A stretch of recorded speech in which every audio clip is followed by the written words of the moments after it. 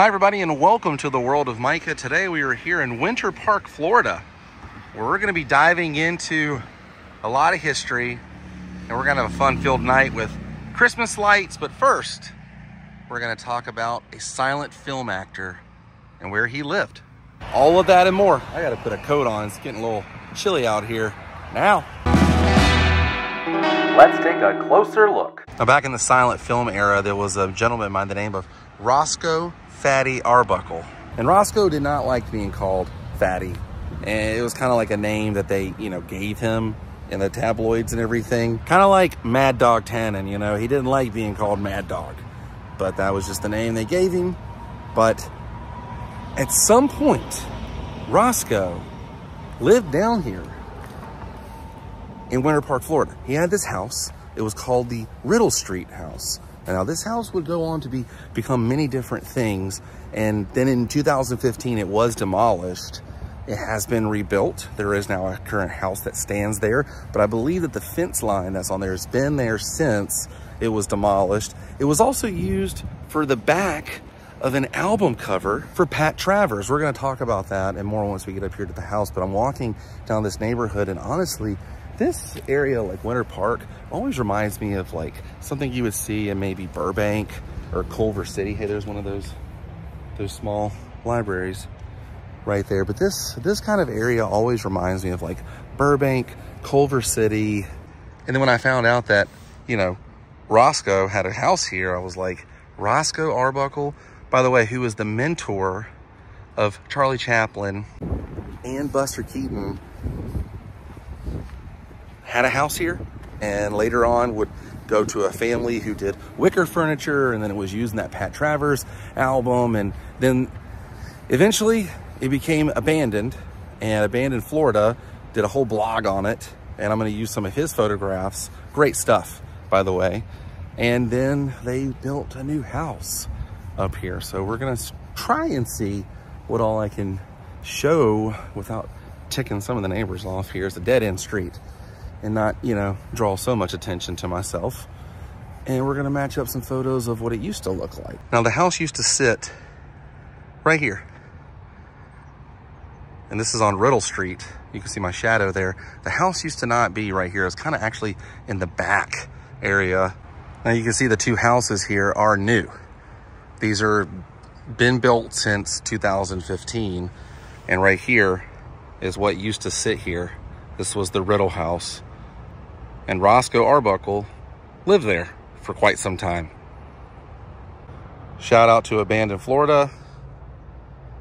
This was all over his blog. I'm going to put a link down below so you guys can see it. He came here when it was abandoned before they leveled it.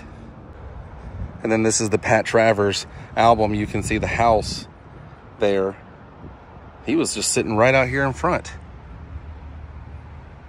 There's a different print, but a better view of the house. Right here, right next to I-4 in Winter Park. Now, I believe he lived in this house all before the killing, the accused killing of actress Virginia Rapine. He died in 1933 of a heart attack.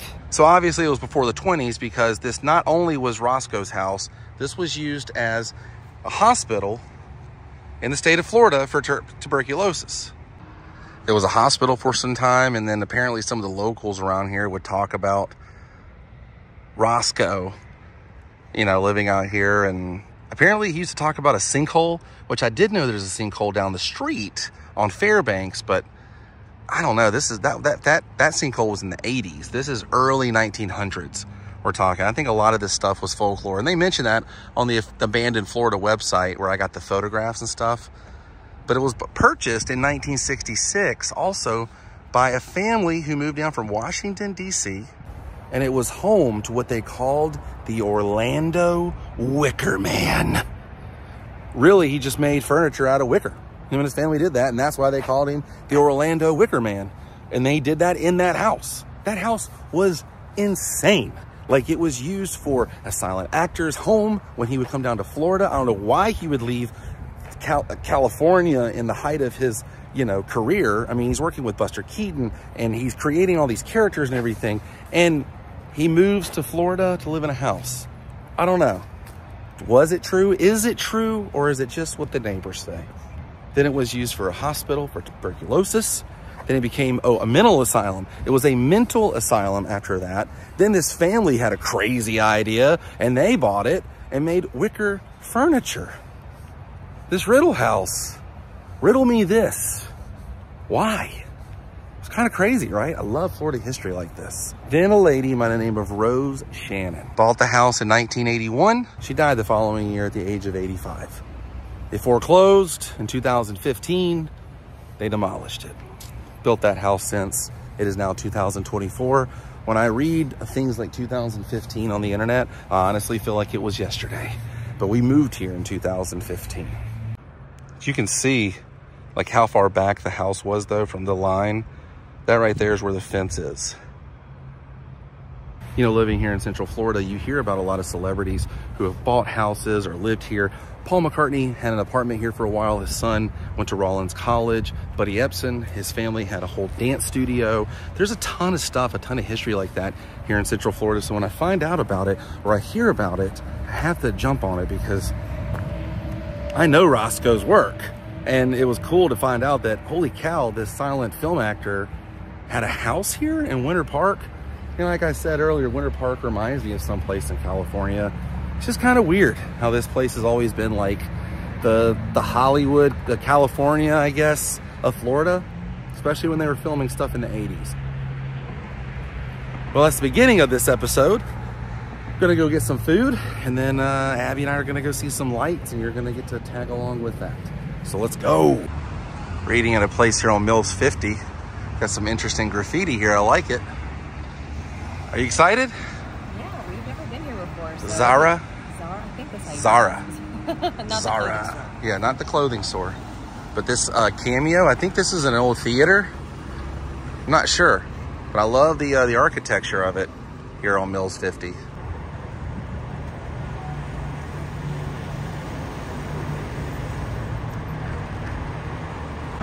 Yeah, something about Mills 50 at Christmas time, because you get all the good soups.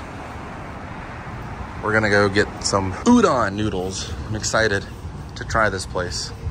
Zaru was so good. Soba noodles were delicious. I got the shrimp tempura. I loved my broth. I had an egg, and I got mushrooms tempura, and Abby got some sweet potato tempura, mushrooms, and chicken. All in all, it was a very good meal. Then again, some of these houses don't look like we're in Florida. This is insane. Wonder who lives here. Massive house. A lot of these houses, though, do look like filming locations. I always say that this looks like it could be a filming location house. However, down here is an actual filming location for the 1982 classic Daryl. And Daryl lit up his house. Right there. Daryl's house. Starring Barrett Oliver. I show that house all the time over here. Wish this house was lit up though. This was used in Daryl too. This is where the lady holding the dog that Daryl and Turtle were walking. All right, we're heading to Lou Gardens to see some lights. And we have parking over here next to Advent Health. They have free shuttles that'll take you over to Lou Gardens because their parking is very, very limited. There's I-4. Oh, I know a parking garage we're in. Yeah, this is nice though. They get the complimentary shuttle service so you don't have to, you can pay for parking, but this is free. We're in a bus. We're in a bus. I wonder if they're gonna show a movie. Is there heat? It's cold. It's very cold. Man, we just got on this thing and it took off. Perfect timing. Hopped off the bus and we made it to Dazzling Lights. Let's go. So they're gonna be having a bunch of music on the inside, but I'll make it work. I'm excited. I've never been inside Lou Gardens before, so this will be a first for us both. Holy cow, we haven't even made it in yet. And it's so pretty. Look at that moon. And lights. Ah, it is. It's very haunting. Maybe we'll have some scary ghost stories and tales of the glories of Christmases long ago. Walking underneath a hanging moss tree that they've completely dazzled out, and we got some foxtail coffee. Got a butterscotch latte here, and it's time for us to head inside. Wow. This is crazy. Gotta just look at the ground so I can see which way I gotta go. Okay, we're going this way. I'm excited to see this. They've got all kinds of effects going on. And I've never been in these gardens before. This is super exciting just to be inside Harry Gardens. Harry Lou Gardens. And right here, this house was in Problem Child 2.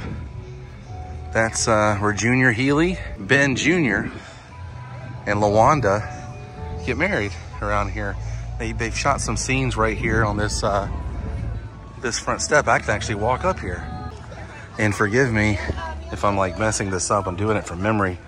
I haven't seen the movie in quite some time, but I remember there were some scenes, I think right here, where he says, well, today I'm marrying LaWanda. Wow, look at all these lights. My whole camera is like illuminated. Wow, this is pretty incredible. But yeah, they got music blasting, so just gonna talk over a little bit just to show you this. This is pretty. Dude, some of these areas, you've really got to pay attention where you're walking. Because you've got lasers coming right towards you. It's awesome looking. This house, though, is so cool. And the fact that I just remember when we walked up, I was like, oh my gosh, that's from Problem Child 2. Yeah, you could totally use this for a filming location. Yeah, this is a neat little walkthrough. Yeah, star-studded. Yeah, this whole area is decked out with these Christmas trees that they have hanging over one of those large hanging moss trees. What a great idea. Like, I would have never thought to do that, but they did it here. Another spot from Problem Child 2 right here was the Love Rock. And this looks the same as it did in the film, just from memory. Holy cow. Yeah, Love Rock right there. Once again, they have a thing you walk through. That's such a good thing for photo ops, you know? Like, the entire thing is immersive as you walk under the classic ornaments and all the greenery and everything. Love it. It's funny, Florida can be naturally pretty. Just, you know, all you have to do is put some lighting on it.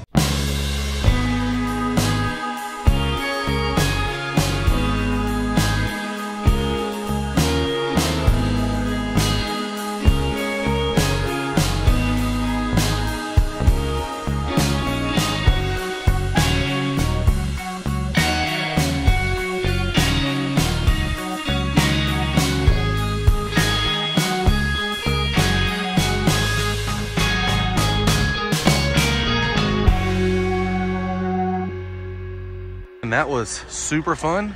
Heading back to the bus now. And we're back at the parking garage. And that's all for today. This was a lot of fun. Little history, little holiday lights. This person right here has a tree in their office. As you should. Good night, Orlando.